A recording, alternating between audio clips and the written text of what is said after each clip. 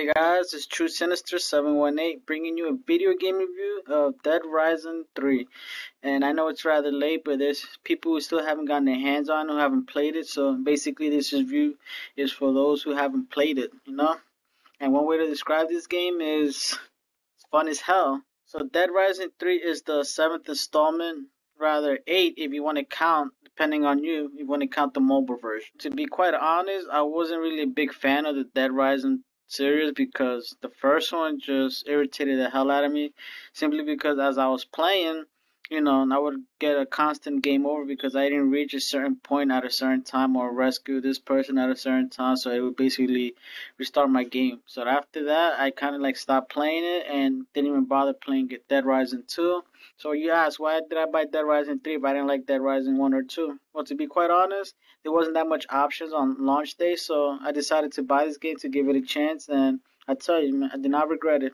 So the whole plot of the game is basically you're the protagonist, Nick Ramos, and you basically have up to 6 days to get out of the city of Los Perdidos. And if you don't, you're basically gonna get bombed by the government and basically get obliterated along with the zombies and every survivor that's in the city. Okay, so for the story mode, you have options to play it on single player if you don't want to get disturbed. You don't want no one like joining your session. You have hardcore mode, which time flies by in that game, so you basically got to do things quickly. And if you have completionist mode, which basically you'll have time to do your side missions and complete the story mode in one run. Okay, so overall, the story mode was rather decent. The characters were not likable. To be honest, in my opinion, I did not like them because I felt like they didn't care about my character that much, simply because they kept sending me out, to go get certain items, while this like whole city's infested with zombies. So I felt like, they didn't really care whether I lived or die. Okay, so let's get to the important stuff. The gameplay. I think the gameplay is definitely the strength of this game. And the reason why I say that is because killing zombies hasn't been this fun. Throughout the whole game, you're basically exploring the City of Perdidos to look for blueprints, to put weapons together, to combo vehicles together. And when you do, I'm telling you, it's very rewarding.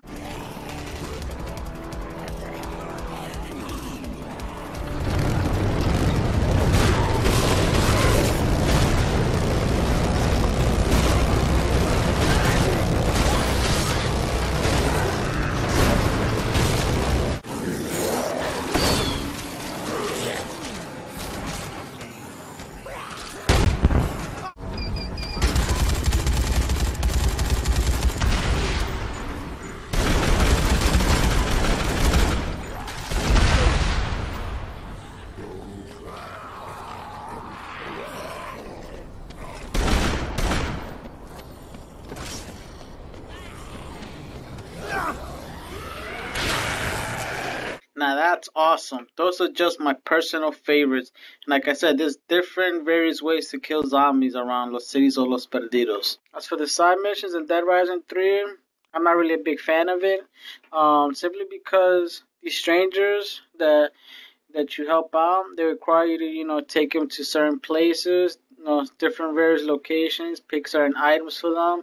And in return, after you complete finishing helping them, they team up with you, but you'll notice right away that all they are is a burden. What I did most of the time was take them to the safe house and left them there because I had no use for them whatsoever. And for other side missions, you have psychos, and there's 7 to be exact. And each psycho represents one of the deadly sins. They have wrath, envy, gluttony, etc. And my least favorite was the gluttony. I thought it was disturbing, to be honest, and probably the least, I would say funny, depending on your humor, would be the lust.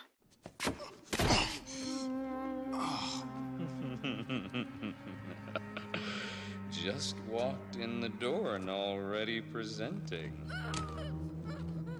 No reason to get too excited? Why don't you go over there and lick that lollipop for me? Hey man, I'm not licking anything of yours. Maybe a little pole dancing. Sorry, dude. Really not in the mood. Come on, the last one fought back! So that's why Mega Man wasn't a playable character in Marvel vs. Capcom 3. I get it now. After those side missions, there's optional mission, which basically helps you level up quicker, but those are not really challenging. They're basically just killing zombies with weapons like 100 times with it. Run over zombies with the steamroller 100 times. Things like that. Nothing too challenging, but basically it just helps you, level up faster and basically gives you things to do in the game. Okay, so for the boss through your first run, it might be a little challenging, but after you completed the game once and you go through the game again, you'll find that it's not that challenging. So now with the controller mechanics, they're not complicated whatsoever. You'll find that it's rather easy to learn through like the first minute of the game, so everything just feels like rather natural, like no problem whatsoever. The camera, at times it did get in my way a little bit, but not enough to frustrate my gameplay. It did not like mess up my overall experience with the game. One of the things I did not like about this game is as you're driving through the city, there might be some roads that are blocked off, so you can't drive through. So you're basically forced to take a detour around. But at times you can't take a detour because there's no way you can go through the areas that you want to go through. So at times that leads you to go through a heavy infested area full of zombies. And when you do go there, it's basically frustrating because as you go in there, you got zombies hitting you and won't even let you like go through. It's very like annoying and frustrating. Dead Rising 3 also gives you multiplayer. All it is basically lets another player join your session as you progress through the story. Having multiplayer definitely adds to the experience, but if there's one flaw about having multiplayer is basically the boss battles, because basically it doesn't feel that challenging whatsoever.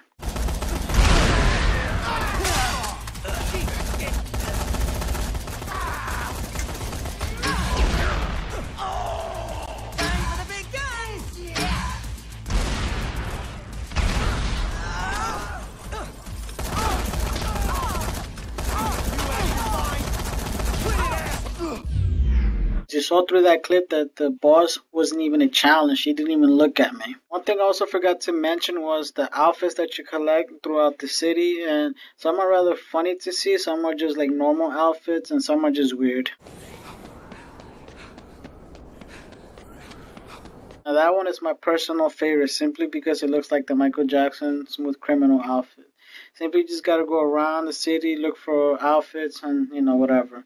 The only outfit that does not require to look around the city is the Mega Man outfit. Simply what you gotta do is complete Chapter 7 with helping Gary.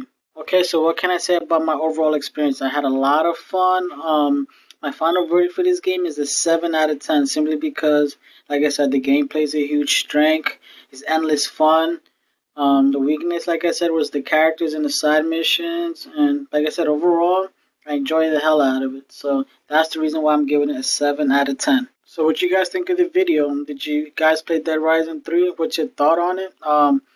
Leave a comment down below and let me know what you guys think about the game. What's your favorite zombie games?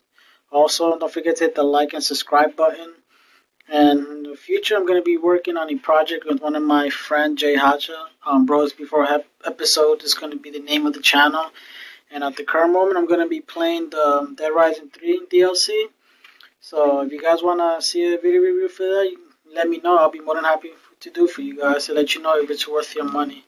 Until next time, guys, take care, man.